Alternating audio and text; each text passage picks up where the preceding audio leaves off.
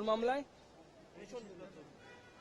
দেখুন, এই তো বিরাট বড় চক্র, শুধু একজন দুজন নয়, আরো অনেকে জড়িত আছে। জ্যোতিপ্রিয় মল্লিক থেকে শুরু করে তার যে পুরো টিম, আরো আমার মনে হয় বেশ কিছু লোক, এমনকি শিলিগুড়িরও বেশ কিছু, আমি খবর পেয়ে, যেটা আমার কাছে খবর আছে, একজন চালকল মালিক, মানে যে চালের ব্যবসা করে, এরকম লোক শিলিগুড়িতে একজন আছে যে জ্যোতিপ্রিয় মল্লিকের হয়ে কাজ করত। এরকম প্রচুর লোক যুক্ত আছে, তারাও হবে আশা করি আস্তে আস্তে। এখন ওই বিষয়ে কিছু বলবো না। আর দেখুন, এখন গোটা রাজ্যে ব্যবসা বাণিজ্য তো কিছু নেই, চাকরি বাকরিও নেই, শিল্পও নেই। এটাই এখন শিল্প হচ্ছে। একসময় আমরা অপহরণ সিনেমা দেখেছিলাম, বিহার নিয়ে তৈরি হয়েছিল।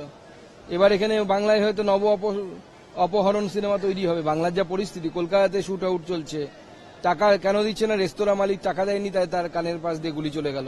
আসানসোলে হচ্ছে, দুদিন পর পশ্চিমবঙ্গের সব জায়গাতে হবে। আপনি টাকা দিন, টাকা দিলে পরে আপনি বাঁচবেন, না হলে আপনার কানের পাশ দিয়ে গুলি যাবে।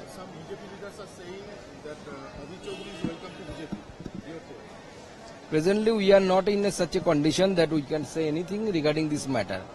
It is the purview of Adhir Chaudhary that what will be his political future. So he is a senior leader and well-known leader in this state.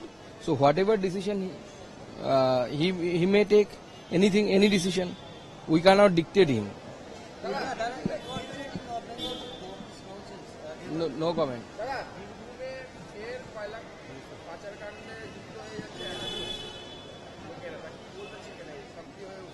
দেখুন, তৃণমূল পয়সা কয়েল ছাড়া থাকতে পারবে না। মাছ যেমন জল ছাড়া বাঁচে না, তৃণমূল কালো পয়সা ছাড়া বাঁচে না। তো সেই পয়সার জন্য তো কয়লা লাগবে, আপনার গরু লাগবে, গরু পাচার, কয়লা পাচার। আমাদের আজকে এখানে কর্পোরেশনের ডেপুটেশন আছে, ঘেরাও আছে, আমাদের জেলা সভাপতির নেতৃত্বে করবে। আমি তো শুনে অবাক হয়ে যাচ্ছি যে ডেপুটি মেয়রের নাকি 1,500 কোটি টাকার সম্পত্তি, যেখানে টাকার অভাবে শিলিগুড়ি কর্পোরেশন কাজ করতে পারছে না নাকি, টাকা নেই নাকি? ডেপুটি মেয়রের 1,500 কোটি টাকার সম্পত্তি হয় কি করে? মানে শিলিগুড়িতে কি এরকম কোন শিল্প আছে যে শিল্পের মালিকের 1,500 কোটি টাকা থাকতে পারে? আমি মানে নিশ্চিতভাবে আমি নিশ্চিত যে এই টাকা জনগণের টাকা লুট করে খেয়েছে। দেখুন, তো রামকৃষ্ণ মিশন, ভারত সেবাশ্রম সংঘ থেকে মুখ্যমন্ত্রী গালি দিচ্ছে, তো স্বাভাবিকভাবে তৃণমূল কংগ্রেসের নেতারা তারা তো চেষ্টা করবেই। আর শিলিগুড়িতে জমি মানে এখন বুঝতেই পারছেন, সে কাওয়াখালী হোক বা অন্য কোনো জায়গা হোক, জমি মানে তো এখানে হীরের টুকরো। তো সেটা বিক্রি করার জন্য দখল করে হোক, যেভাবে হোক বিক্রি করে সেখানে পয়সা কামানোর চেষ্টা চলছে। লাস্ট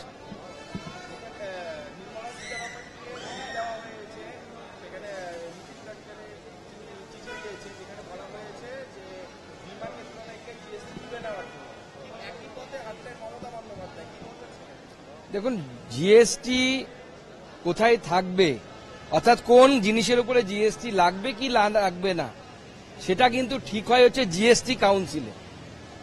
এবং মমতা বন্দ্যোপাধ্যায় যেটা করছেন সেটা হচ্ছে নোংরা রাজনীতি করছেন। জিএসটি কাউন্সিল কাদের দ্বারা গঠিত?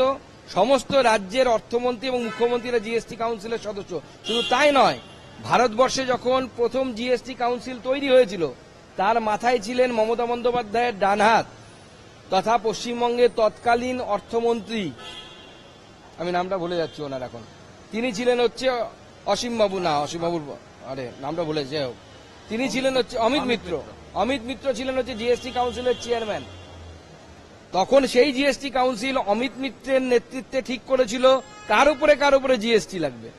এখনো তাই, এখনো জিএসটি কাউন্সিল মিটিং এ বসে, সেখানে রাজ্যের প্রতিনিধি থাকে, পশ্চিমবঙ্গেরও প্রতিনিধি থাকে, তারা ঠিক করে যে কোন জিনিসের উপর জিএসটি লাগবে, কত % জিএসটি লাগবে। কেন্দ্র সরকার ঠিক করে না, সবাই মিলে সেখানে ঠিক হয় সমস্ত। কারণ জিএসটির ভাগ দায় কেন্দ্রের ঘাড়ে পড়ে, ভাগ রাজ্য নেয়।